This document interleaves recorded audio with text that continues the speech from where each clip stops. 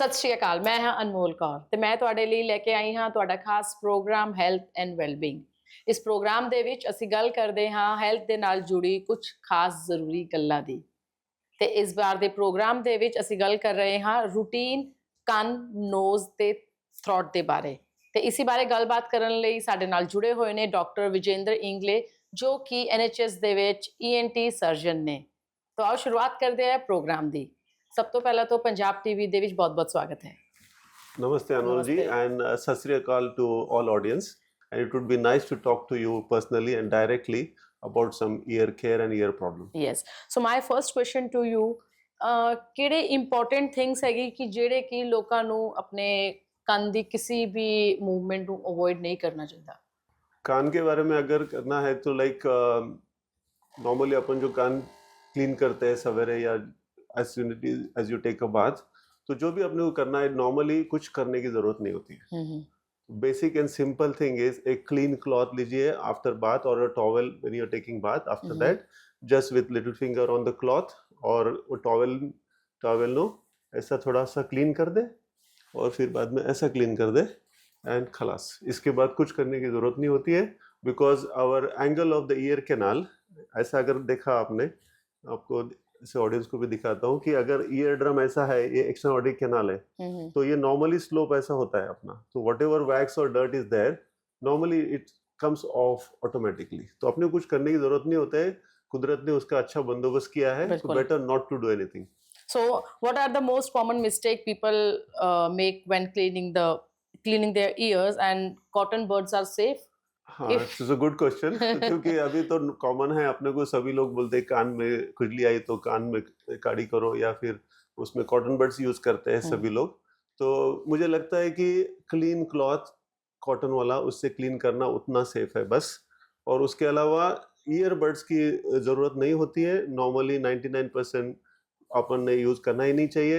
1% सिर्फ अगर कुछ दिख रहा है यहाँ पर तो अंडर विजन अगर कर लिए, तो मैं खुद का कान कभी ईयरबड से कान में कर नहीं सकता हूँ क्योंकि व्हाट हैपेंस इज दैट, अगर आप फिर वो एग्जांपल देता हूँ आपको, अगर ऐसा ईयर ड्रम है, ये ईयर कैनाल है, अगर यहाँ वैक्स फॉर्मेशन होता है, तो अगर ऑडियंस को दिखाना है तो अगर यहाँ वैक्स होता है ना, नॉर्मली ये जो बाहर का हिस्सा होता है वहां पर अपना वैक्स फॉर्मेशन के सेल होते हैं और अंदर के साइड में ईयर ड्रम के पास वो सेल नहीं होते।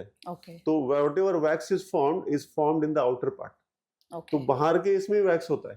तो अपन जब ईयरबड यूज करते हैं तो ऐसा अगर कर दिया सपोज, तो वो अंदर जाता है, so the wax is being pushed inside where is not suppose to B.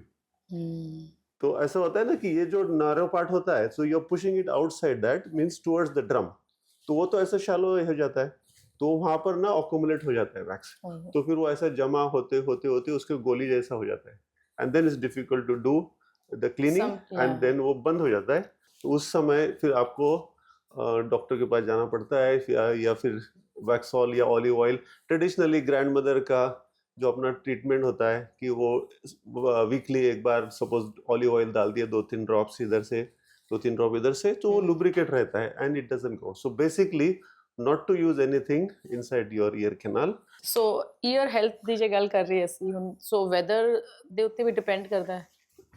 Weather के ऊपर वेदर चेंजेस जिस तरह होते वेदर हैं, चेंज से भी होता है कभी, क्योंकि मॉइस्चर जब होता है ना, तो फिर वो अगर अपन काम करते हैं कुछ बाहर जाते हैं तो डर्ट होता है, डस्ट होता है, तो वो अकोमुलेट हो जाता है and it accumulates in the outer part of that. तो वैक्स के आजू बाजू में जमा हो जाता है and because of the moisture and the weather थोड़ा इन्फेक्शन सेट होने के चांसेस होता है, then you get a ear discharge. So normally when there is a wax there is no ear discharge, but if it sets with the infection due to weather और some cleaning of unhealthy material, कोई pen डालता है, कोई pencil कान में डालता है, कोई earbuds use करते हैं, and if it's not clean it's harmful, तो इट्स वो इन्फेक्शन हो जाता है and then you get a discharging ear. तो ड्राई ईयर से वैक्स होता है, वैक्स भी होता है, और फिर अगर इन्फेक्शन हो गया तो you get wax along with year discharge. वो पानी आने चालू होता है, अपन बोलते हैं ना कान से पानी आ गया, तो ये पानी होता है। काफी मतलब पेन होता है उस चीज हाँ, से। पेन होता है क्योंकि अभी अगर आपने देखा ऐसा, तो हाथ का इधर है तो स्किन, मसल, टिश्यू और बोन ऐसा होता है इधर। कान में क्या होता है? कान में होता है स्किन और बोन। तो डायरेक्टली स्किन के बीच में मसल बिसल कुछ नहीं होता है, तो स्किन और बोन होता है, तो whatever is rubbing inside it will hurt because it directly there is no in between layers to control the infection. It directly gets infected, goes under the skin. So, what is the early sign of hearing loss? Hearing loss तो अभी उसके तो बहुत सारे categories होते हैं Mm-hmm. Hearing loss में. Commonest is conductive hearing loss, जो होता है अगर वैक्स हो गया और इन्फेक्शन हो गया और वो ब्लॉक हो गया Mm-hmm. तो कंडक्शन नहीं होता है, साउंड बाहर से जो आता है वो ड्रम तक पहुंचता नहीं है और ड्रम से आगे नहीं होता है. तो पीछे जो ड्रम के पीछे जो एनाटॉमी होती है उसमें होता है छोटे छोटे 3 बोन होते हैं, tiny tiny. Okay, malleus, incus and stapes उसका मेडिकल टर्म है. Mm-hmm. वो 3 इसके पीछे होते हैं, ड्रम के पीछे. सो this is outer ear, ear drum के बाद मिडिल ईयर होता है और बाद में इनर ईयर होता है. तो साउंड ऐसा जाके आउटर ईयर से ड्रम जाता है, ड्रम से बोन्स को जाता है, ऑसिकल्स को जाता है और वहां से फिर नर्व से इनर ईयर को फिर ब्रेन को जाता है. तो it could be like conductive hearing loss होता है और सेंसरी न्यूरल हियरिंग लॉस होता है. Conductive means the sound is not pass from one layer to other, तो वो होता है कंडक्टिव हियरिंग लॉस. और सेंसरी न्यूरल यानी कि वो साउंड तो जाता है वहां तक लेकिन नर्व वीकनेस की वजह से वो ब्रेन तक बराबर से नहीं पहुंचता या कम पहुंचता है, वो सेंसरी न्यूरल है. और कभी कभी क्राउडेड प्लेस में जब जाओगे तो सेंसरी न्यूरल हियरिंग लॉस जो है वो क्राउडेड प्लेस में ज्यादा समझ में आता है. सब लोग बोलते हैं ना, तो फिर ये पिच बढ़ाना पड़ता है. तो बोलते हैं ना, अपने को हमेशा बोलते हैं अरे ओ जोर से बोलो, मैं क्या बहरा हूँ क्या, ऐसा बोलते हैं ना लोग. तो वो होता है कि अगर मेरा कान अगर हियरिंग लॉस है मुझे, तो मेरी नॉर्मल टेंडेंसी होती है कि मेरा ऑटोमेटिक पिच बढ़ जाएगा और सामने वाले को लगेगा अरे मुझे क्यों चिल्ला रहा है ये. लेकिन वो चिल्लाने वाला he is not intending to shout at you, but the basic is he has got some hearing loss, that's why he tends to increase his pitch. That is the earliest sign कि तुमको कम सुनाई दे रहा है, इसका मतलब तुम आवाज बढ़ा के बात कर रहे हो. So immediately NHS में कांटेक्ट करना चाहिए. NHS में जीपी से बात कर सकते हो या फिर तुम्हारे लोकल ENT डॉक्टर से बात कर सकते हो. और अगर मिनिमल है तो जीपी ट्रीट कर देगा. वैक्स वगैरह है तो जीपी बोल देंगे आपको. और अगर उससे ज्यादा अगर है तो वो फिर आपको ENT को या हमारे पास हॉस्पिटल में सेकेंडरी केयर हॉस्पिटल में भेज देंगे. बिल्कुल. So why does hearing tend to decline as age? It's good question. ये तो कैसा है कि जैसे अपना ऑटोमेटिकली अपनी हियरिंग लेवल होती है ना, कि जैसे उम्र बढ़ती है, तो ये क्वेश्चन आपने जो सही पूछा है, तो अपने बहुत सारे दर्शक होंगे जो सोच रहे होंगे कि यार मेरी उम्र की वजह से मेरा हियरिंग कैसे लॉस होता है. तो मैं एक सिंपल सा एग्जांपल बताऊं. जैसे अपना ग्रेइंग ऑफ हेयर होता है ना, अपने बाल सफेद हो जाते हैं. तो कुछ लोगों के जल्दी होते हैं, कुछ लोगों के देर से होते हैं. नॉर्मली उम्र के हिसाब से ज्यादातर लोगों के हो ही जाते हैं. अपने जो इनर ईयर के जो सेल्स होते हैं, हेयर सेल बोलते हैं हम उसको, तो वो थोड़ा वीक हो जाते हैं. वो वीक होने की वजह से क्या होता है कि वो जितना परसीव करना है साउंड वो कर लेते हैं, लेकिन वो उसको रिस्पॉन्स कितना करना है तो वो दे नहीं पाते. बिल्कुल. उसका एक छोटा सा एग्जांपल देता हूँ आपको कि वो टिनिटस में भी काम आएगा. जब आवाज में आता है ना, वो अगर हम जाएंगे उसके बाद आगे, लेकिन वो क्या होता है कि अगर जैसे पियानो है तो पियानो की कीबोर्ड्स होते हैं या अपना हारमोनियम होता है उसकी कीबोर्ड होते हैं. अब सालों साल अगर अपन ने उसको बजाया है तो कुछ सालों के बाद वो कीबोर्ड थोड़े डिले हो जाते हैं. तो whenever you press that button, that exact की नोट आता है, लेकिन वो पहला जो की नोट जब नया नया था वैसा, और 25 40 50 साल के बाद वही कीबोर्ड वही हारमोनियम, उसका साउंड थोड़ा सा कम ज्यादा हो सकता है.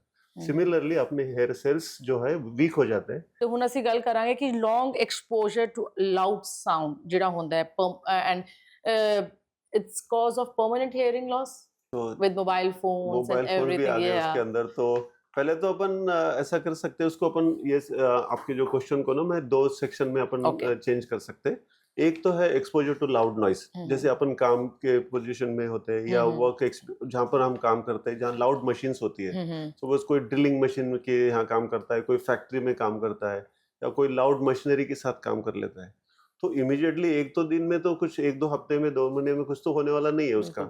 लेकिन क्या होता है कि when you are in a profession where you are exposed to loud noise, in that situation the constant exposure for years together can give you that sensory neural hearing loss. जो हियरिंग लॉस होता है तो वो high frequency को होता है, क्योंकि you are constantly exposure to that high frequency noise. बिल्कुल. तो अपना कान तो एक लेवल तक सस्टेन कर सकता है, लेकिन उसके बाद उसका वीक होने शुरू हो जाता है। और ये एक्सपोजर टू लाउड नॉइज की वजह से जो साउंड लॉस हो जाता है, तो वो आपको भी वो हायर फ्रीक्वेंसी में होता है, लेकिन वो डिप होता है, ऐसा वो ऐसा ग्रेजुअल लॉस नहीं होता है। बिल्कुल। तो ये दो डिफरेंस है एज रिलेटेड में और एक्सपोजर टू लाउड नॉइज में। ओके। और लाउड नॉइज के साथ साथ आपको कुछ स्पेसिफिक लेवल पे अगर ये करना है, तो हियरिंग टेस्ट जब करेंगे तो अपना नॉर्मल कम्युनिकेशन लेवल पे we call it as speech frequencies. वो स्पीच फ्रीक्वेंसीज में तुम्हारा हियरिंग ठीक रहेगा, बट हाई फ्रीक्वेंसीज में वो डिप मारेगा। एंड डिप ऐसा मारता है, सडन डिप होता है, so it is called as noise induced hearing loss secondary to exposure to loud noise. तो आपका दूसरा सवाल था कि मोबाइल फोन में, तो बिल्कुल, अभी बिल्कुल। मोबाइल फोन में तो वो तो आजकल बच्चे तक यूज कर रहे हैं, बच्चे बुजुर्ग सारे ही, तो उनसे भी इन्फेक्ट पड़ सकता है, बच्चों की भी। हाँ, कांस्टेंट यूज करने से होता है लाउड लेवल पे। Loud level. तो अभी आजकल जो स्मार्टफोन्स आ गए और ये हो गए, तो उसमें आपको ये भी आएगा कि आपका लाउडनेस लेवल या साउंड लेवल ये हफ्ते का बढ़ चुका है, या ऐसा भी आते हैं आजकल एआई से वजह से, because it's timing yourself, technology is quite advance. हाँ करेक्ट। तो एक्सपोजर कितना हो रहा है बच्चों का, ये हो रहा है, तो कॉन्स्टेंटली अगर वो कान में लगा के रखेंगे और वो हाई पिच में देखेंगे। अब यंग बच्चे होते हैं, स्टूडेंट्स होते हैं, so they tend to listen to loud music, और उनको लगता है कि जोर से अगर बजाए तो अच्छा लगेगा, मजा भी आता है। What is the common cause of ear infection? हाँ, तो ये लाउड नॉइज की वजह से जो होता है, आपको तो रिंगिंग इन द ईयर वगैरह हो सकता है, नॉइज हियरिंग लॉस भी हो सकता है बिकॉज ऑफ कांस्टेंट हियरिंग। लेकिन उसको ब्रेक देना चाहिए। तो कॉन्स्टेंटली 2-4 घंटे अगर सुन रहे हैं आप, तो डेफिनेटली आपको ग्रेजुअली लॉस तभी पता नहीं चलेगा, because you are young, you are student, तो लिसनिंग टू लाउड में तभी पता नहीं चलेगा। 20-25 साल के बाद देन यू विल रियलाइज कि अपन ने जब वहाँ कॉन्स्टेंटली सुन रहे थे तो हमारा आवाज ठीक नहीं है। So why are ear infection common in children also. तो एक तो चिल्ड्रन के अंदर कुछ अपन उसको भी दो सेक्शन कर सकते हैं कि जो बच्चे हैं छोटे हैं, लाइक लेस देन 10 इयर्स और 12 इयर्स ऐसे, और दूसरे जो स्टूडेंट है स्कूल गोइंग है, मतलब हायर सेकेंडरी एंड टीनेजर्स, वो जो कान में मशीन लगा के सुनते हैं और हियरिंग टेलीफोन ईयरबड्स लगा के सुनते हैं आंसर, तो वो उनका हियरिंग लेवल का डिफरेंस इन्फेक्शन होता है कि वो constantly use of the earbuds. तो अपन ईयरबड्स यहाँ छोड़ देते हैं, वहाँ ईयरबड मीन्स हेडफोन्स इधर छोड़ते हैं और फिर वही उठा के कान में डाल देते हैं। तो टेबल का ऊपर का या चेयर के ऊपर का या कहीं का भी जो डर्ट होता है, वो उसको से जाके इधर लगाता है, and then you are inserting inside. तो if you are using, so this is the safe way to use it. So what is the treatment of इसके अंदर अगर लगा तो if it is infection, then you have to take in medicine. Ear drops होते हैं, antibiotic year drops होते हैं। So when you come to us for the ear infection, then we see what type of infection you have. You have bacterial infection, your fungal infection. In that situation, उसके हिसाब से हम drops देते हैं. So what should and should not you do if water enter in your ear? तो अभी अपन इसको बच्चों में है, छोटे बच्चे अगर है तो उनको अगर जब नहलाते हैं, वो दे टेक अ बाथ, तो just clean with cloth, clean cloth से clean करना चाहिए. And particularly when children are like less than 5 years or less than 3 years, what happens is that जैसे उनको सर्दी हो जाती है, तो सर्दी अगर हो जाती है तो ये इधर से ट्यूब होती है. We all have this called as eustachian tube. So whenever there is an infection in children, particularly this infection can straight pass through the tube to the middle ear. तो मिडिल ईयर में pressure बढ़ जाता है. सो 2-3 साल का बच्चा होता है, उसको सर्दी हो गई सपोज, तो सर्दी से वो नाक बंद हो गई, नाक से फिर कान बंद हो गया. मिडिल ऑफ द नाइट 2-3 बजे, पर्टिकुलरली 2 और 4 के बीच में सवेरे, अर्ली मॉर्निंग AM में, तो वो ऐसा लेटे होते हैं ना, तो वो पूरा बंद हो जाता है इधर से इधर. बिकॉज बच्चों के अंदर in child the tube, eustachian tube from nose to the ear, we all have it. In a small child it is short, small and broad. तो ऐसी होती है. So anything like this, infection from the nose और any runny nose और rhinitis, तो ऐसा इधर से जा सकता है, और उसकी वजह से रात में पेन होता है बहुत. तो रात में 2-3 बजे जब बच्चा छोटा 2 साल का, 3 साल का, कान के दर्द से उठ जाता है वो सडनली, बिकॉज ऑफ प्रेशर. वो बिल्डअप होता है प्रेशर, ये ड्रम के पीछे इधर से आता है, इधर जमा हो जाता है. इन्फ्लेमेशन और fluid collection, it's called as acute otitis media. और other terms it's called as glue ear. अगर वो जमा काफी दिनों तक रहा है तो ग्लू फॉर्मेशन होता है उसके अंदर, तो glue year. So in that situation फिर वो hearing loss होता है, एंड अगर उससे ज़्यादा अगर है तो you have to go to GP GP और see a paediatrician and take a proper advice. Ear nose and throat infection ਦੀ। तो ਸਾਡੇ ਨਾਲ ਜੁੜੇ ਹੋਏ ਨੇ ਡਾਕਟਰ ਵਿਜੇਂਦਰ ਇੰਗਲੇ ਜੋ ਕਿ ਐਨਐਚਐਸ ਦੇ ਵਿੱਚ ਈਐਨਟੀ ਸਰਜਨ ਨੇ। ਨੈਕਸਟ ਲਾਸਟ ਸੈਗਮੈਂਟ ਦੇ ਵਿੱਚ ਅਸੀਂ ਗੱਲ ਕਰਾਂਗੇ ਟ੍ਰੀਟਮੈਂਟ ਤੇ ਪ੍ਰੀਵੈਂਸ਼ਨ ਐਂਡ ਸਪੈਸ਼ਲ ਟਿਪਸ ਦੇ ਬਾਰੇ। ਡਾਕਟਰ ਵਿਜੇਂਦਰ ਜੀ, so my next question, when should someone consider a hearing aid and do they store hearing completely, or in what case of ear surgery necessary? So hearing aid के हिसाब से अगर देखा जाए तो अपना जो हियरिंग लेवल होता है, हियरिंग टेस्ट होता है, तो उसका ऑडियोग्राम बोलते हैं उसको। सो प्योर टोन ऑडियोमेट्री या टिम्पैनोमेट्री। टिम्पैनोमेट्री जो होता है कि जो बच्चों में जब कान में दर्द होता है और एक्यूट ओटाइटिस मीडिया होता है, या उनका ग्लू ईयर, अपन कॉमन टर्म में अपन बोलते हैं ना ग्लू ईयर है और अपने को ग्रोमेट इंसेशन करना है, तो वो कॉमनेस्ट चीज होता है। तो उसमें अगर ग्लू ईयर कॉन्स्टेंटली होता है तो उसके अंदर हियरिंग लॉस भी होता है, तो इन दैट सिचुएशन फिर हम एक छोटा सा ऑपरेशन करते हैं कॉल्ड एज ग्रोमेट इंसेशन। तो ये कॉमन ट्रीटमेंट हो जाता है बच्चों में। और एडल्ट में होता है कि ये कॉमनली जब कांस्टेंट ईयर इन्फेक्शन होता है कि अब कान से पानी आ रहा है, या फिर ईयर ड्रम में छेद हो गया, या फिर किसी को ट्रॉमेटिक परफोरेशन हो गया, वो हील नहीं हुआ है, so over the years it goes on, there is a hole in the ear drum, like there is a hole like that, उसको हम टिम्पैनिक मेम्ब्रेन परफोरेशन बोलते हैं। तो उसका एक छोटा ऑपरेशन होता है मैरिंगोप्लास्टी, तो उसको हम रिपेयर कर सकते हैं। तो यहाँ से कान के अंदर से ही हम थोड़ा सा स्किन लेके उसको रिपेयर कर सकते हैं। अदर होता है कि दूसरा पार्ट होता है कि इन्फेक्शन ऑफ द बोन। अगर बोन में अगर इन्फेक्शन हो गया है, या मैस्टॉइड एब्सेस हुआ होगा, या इन्फेक्शन हुआ होगा, या फिर कोलेस्ट्रोडोमा बोल के एक डिजीज होता है जिसके अंदर वो बोन ऐसा थोड़ा सा अंदर से ना वो थोड़ा कुरेद के जैसा हो जाता है, वो इन्फेक्शन हो जाता है, called as cholesteatoma. In that situation फिर हमको उसको जो बोन खराब बोन है उसको निकालना पड़ता है, और वो डिजीज जो है वो निकालना पड़ता है। सो उसके अंदर फिर हमारा main aim of this operation when we are dealing with the mastoid bone is to provide a dry and safe ear, so that safe रहे और ड्राई रहे, इन्फेक्शन इधर उधर ना एक्सटेंड हो जाए। राइट। तो ये तो ऑपरेटिव पार्ट हो गया। तो नॉन ऑपरेटिव पार्ट होता है कि हियरिंग लेवल चला गया है and this is because of sensor neural hearing loss, या फिर आपको उसको हियरिंग एड को ऊपर लाने के लिए मशीन होती है, तो उसको हियरिंग एड बोलते हैं। तो वो हियरिंग एड जो मशीन है, so it depends according to the graph of your hearing level, कौन से लेवल पे आपका कम ज़्यादा है उसके हिसाब से फिर आपको वो हियरिंग एड मिलता है। The audiologist, there is a specific group of audiologist who deal with this and they provide with the hearing aid. Hearing aid भी अभी आजकल बहुत छोटे हो गए, पहले ज़माने में इतने होते थे, फिर इतने हो गए। तो पहले इधर लगाते थे बॉक्स के जैसा, फिर वो बड़ा वायर वाला होता था इधर, तो फिर बाद में इधर वाला आया, कान के पीछे वाला इतना हो गया, अभी फिर इतना हो गया। So now there is a smaller one and there is one like a button, अपना जो शर्ट का बटन जैसा होता है ना इन द कैनाल, वो भी होता है क्यों, लेकिन वो थोड़ा कॉस्टली होता है। एंड एनएचएस में हम बिहाइंड द ईयर वगैरह देते हैं। विजेंद्र जी, आखिरी क्वेश्चन मेरा जो बड़ा ही इम्पोर्टेंट है स्पेशली साउथ एशियन कम्युनिटी के लिए, क्योंकि हम उसी के लिए बात कर रहे हैं कि जब कोई फ्लाइट में ट्रेवल करता है, ड्यूरिंग फ्लाइट आपका जो ईयर है उसके अंदर प्रेशर बहुत ज्यादा पड़ता है। So what is the reason behind of this and treatment? अगर उस टाइम पे कोई बच्चा तो उस टाइम बहुत ज्यादा क्रैंकी हो जाता है, एडल्ट एज वेल। सो ये बड़ा अच्छा क्वेश्चन है, क्योंकि ये सभी का डे टू डे एक्टिविटी का, इवन अगर यहाँ भी अगर लोकल ट्रैवल करना है, इट्स लॉन्ग फ्लाइट और short flight what ever it is, it depends on your sensitivity, और उसमें ना बैरोमेट्रिक प्रेशर चेंजेस हो जाते हैं। तो अगर अपन ने अभी इन अर्लियर सेक्शन अपन ने देखा था कि अपने को बच्चों में बोला था ना स्टेशन ट्यूब होता है, we all have the eustachian tube. बच्चों में थोड़ा broader, shorter and horizontally placed होता है, so gradually as you grow उसका एंगल चेंज हो जाता है, but it's always there with us.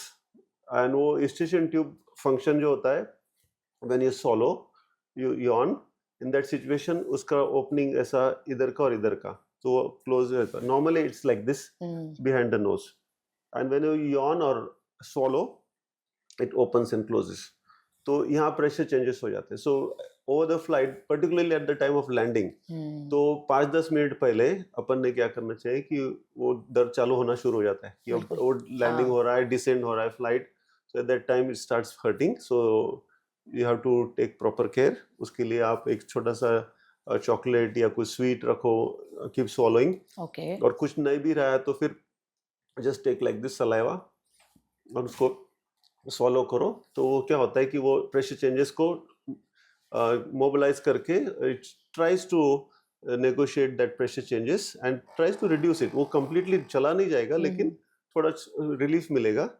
Keep a small water bottle with you at the end and keep sips of water.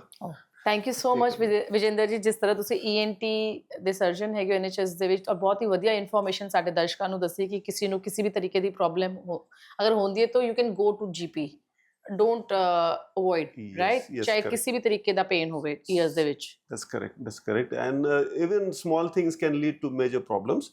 So basically, if you feel you're worried, it's constantly there. For as a NHS doctor, I would say that normally we say that if the same complaint is lasting for 4 to 6 weeks, so you should definitely take a second opinion either from your GP or a specialist pediatric ENT or a ENT surgeon. Thank you so much Punjab TV ਦੇ ਨਾਲ ਖਾਸ ਗੱਲਬਾਤ ਕਰਨ ਲਈ। Thank you Anmol ji, thanks for calling me here. Thank you. ਅਗਲੇ ਹਫਤੇ ਅਸੀਂ ਫੇਰ ਮਿਲਾਂਗੇ ਕੁਝ ਹੋਰ ਨਵੇਂ ਟੌਪਿਕਸ ਦੇ ਨਾਲ। ਤੁਸੀਂ ਵੇਖਦੇ ਰਹੋ ਪੰਜਾਬ TV Sky 761।